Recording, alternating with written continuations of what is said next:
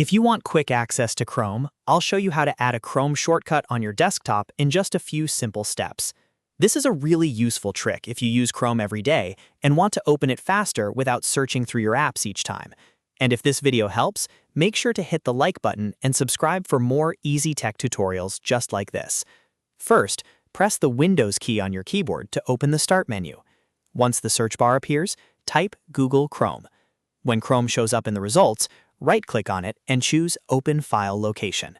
This will take you to the actual shortcut file stored on your computer. Now, in the folder that opens, find the Chrome icon again. Right-click it one more time, and this time move your mouse over Send To. From the menu that appears, click Desktop, and then choose Create Shortcut. Windows will now place a Chrome shortcut directly on your desktop for you.